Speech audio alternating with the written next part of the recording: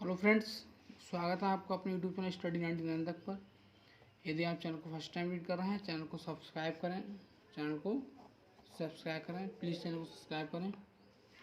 और हम लोग करा रहे थे शिक्षा शास्त्र। क्या करा रहे थे? शिक्षा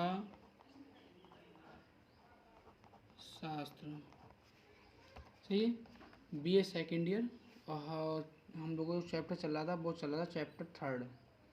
और चैप्टर थर्ड का पार्ट 1 हम करा चुके हैं अधिगम का, और पार्ट 2 आज करेंगे। सही, अधिगम को हम क्या बोलते हैं? सीखना भी बोलते हैं। सही है, हम हर चैप्टर के 2 क्वेश्चन करा रहे हैं। सही है, अब यदि दोनों क्वेश्चन आप कर लेंगे तो एक क्वेश्चन 100% मिलेगा आपको इसमें से। क्वेश्चन नंबर 2 क्या है कि सीखने के विभिन्न नियम क्या हैं? शिक्षा को अधिक प्रभावशाली बनाने के लिए उनका प्रयोग किस प्रकार किया जा सकता है? सही है, ये अपना क्वेश्चन है। तो हम कहें सीखने के जो नियम हैं वो थॉर्नडाइक द्वारा दिए गए। मनोवैज्ञानिक हुए हैं थॉर्नडाइक, ये मनोवैज्ञानिक हुए हैं थॉर्नडाइक। सही, कौन हुए? थॉर्नडाइक। इनके द्वारा ही सीखने के नियम दिए गए हैं। वो कितने दिए गए हैं? 3 प्रकार के दिए गए हैं। समझ में आ गया आप लोगों के लिए? सही है। यदि क्वेश्चन ऑब्जेक्टिव में आता है कि सीखने नियम किसके द्वारा दिए गए हैं और मनोविज्ञान नाम दिया जाता है, तो आप थॉर्नडाइक लगाएंगे। सही है, और थॉर्नडाइक को ही पशु मनोविज्ञानी भी कहा जाता है। थॉर्नडाइक हैं, इन्हें क्या कहा जाता है? पशु मनोविज्ञान भी किसे कहा जाता है? थॉर्नडाइक को ही कहा जाता है। सही है, तो इन्हें 3 नियम दिए हैं। कौन कौन से दिए हैं? तत्परता का नियम, अभ्यास का नियम और प्रभाव का नियम। अब हम एक एक बात करते हैं कि तत्परता का नियम क्या होता है। देखो, तत्परता का नियम क्या होता है? सही है, कि बालक जो होता है जिन कार्य को सीखने के लिए तैयार होता है, जैसे मान लो बालक जिस कार्य को करने के लिए क्या होता है? तैयार होता है, वो रुचि होती है उस कार्य में, वो उस कार्य को क्या करता है? जल्दी सीख जाता है। समझ गए आप लोग? और यदि बालक किसी कार्य को करने के लिए तैयार नहीं है और वो कार्य उसे जबरदस्ती कराया जा रहा है, जबरदस्ती सिखाया जा रहा है, तो क्या होगा? वो नहीं सीख पाएगा जल्दी, और सीख भी गया तो उसमें उतना अच्छा नहीं कर पाएगा। समझ में आप? दूसरा देखते हैं हम अभ्यास का नियम। अभ्यास का नियम क्या है? देखो, जैसे कि आपने देखा होगा किसी सीखने के सभी कार्य अभ्यास, सीखने जितने भी कार्य होते हैं उनके लिए अभ्यास ही बहुत आवश्यक होता है। जैसे मान लो आपने कॉलेज स्कूल में देखा होगा, स्कूल कॉलेज में देखा होगा कि शिक्षक जो होता है एक चैप्टर जब पढ़ाता है तो उससे अभ्यास कराता है, ताकि बच्चा क्या करे? उससे भूल ना जाए, उसके जो मस्तिष्क में बिंदु बनकर हमेशा हमारे क्या हो जाए? सेव हो जाए। सही है, नए नए विधि अपनाता है अभ्यास के थ्रू। सही है, इस प्रकार से ये अभ्यास का नियम हो गया। तीसरा है प्रभाव का नियम। प्रभाव का नियम क्या होता है कि सीखने में जिन क्रियाओं के करने के अंदर संतोष मिलता है, सही है, क्या मिलता है? संतोष मिलता है। उन क्रियाओं को व्यक्ति क्या करता है? बार बार करता है। जैसे किसी कार्य को करने में अगर व्यक्ति को क्या संतोष प्राप्त हो रहा है, यानी कि वो संतुष्ट हो रहा है, तो वो उन कार्यों को क्या करेगा? बार बार करेगा।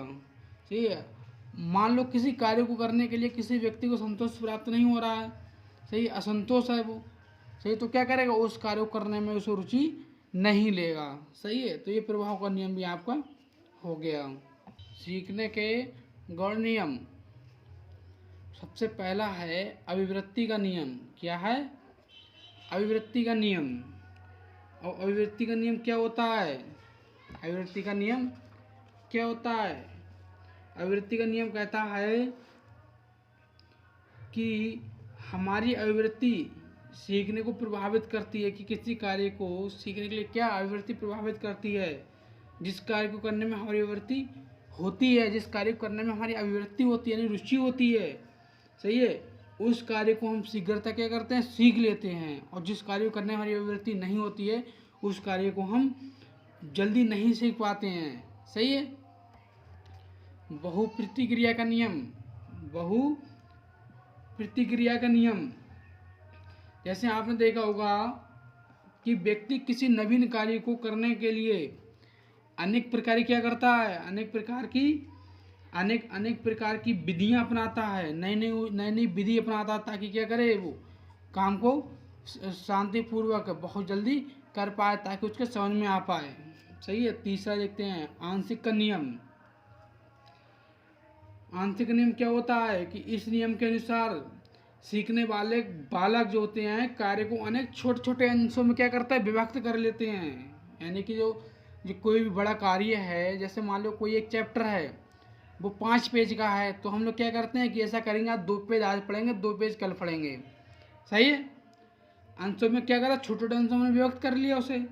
तो अंशों में विभक्त कर देने से कार्य को याद करने में क्या सरलता और शीघ्रता प्राप्त होती है। इससे क्या सरल हो जाता है। जैसे मान लो कोई भी बुक है, उसमें मान लो 10 पेज है, तुम क्या करते हैं, 2 पेज पर डे हम पढ़ेंगे। सही। जब 2 पेज हम पर डे पढ़ेंगे तो उसे पढ़ने में हमें सरलता प्राप्त होगी, हम आराम से पढ़ पाएंगे और हमारे दिमाग में भी अच्छी तरह से वो फंस जाएगा। सही है। चौथा देखते हैं आत्मीकरण का नियम। ये क्या कहता है कि ये नियम जो होता है पूर्व ज्ञान, जो व्यक्ति का पूर्व ज्ञान पर आधारित होता है। जब व्यक्ति पूर्व ज्ञान जो होता है, व्यक्ति के पूर्व ज्ञान पर आधारित होता है, जब नवीन ज्ञान दैनिक जीवन से संबंध स्थापित होता है तो उसका आत्मीकरण होता है। सही है। जो नया ज्ञान होता है, जब वो उसकी दैनिक जीवन है, दैनिक दिनचर्या है, जब उससे क्या होता है, स्थापित होता है, संबंध स्थापित होता है, तो उसका आत्मीकरण हो जाता है। इस नवीन ज्ञान शीघ्र ही अर्जित कर, तो वो नवीन ज्ञान क्या करता है, शीघ्र ही अर्जित कर लेता, नहीं सीख लेता है। सही है। नंबर 5 संबंधित परिवर्तन का नियम। इस नियम के अनुसार प्राप्त ज्ञान का उपयोग उसी के सदृश परिस्थितियों में किया जाता है। समझ में आ गया आप लोगों के। इस नियम के अनुसार जो बालक ज्ञान प्राप्त करता है, वो उसी के सदृश परिस्थितियों में किया जाता है। समझिए आप।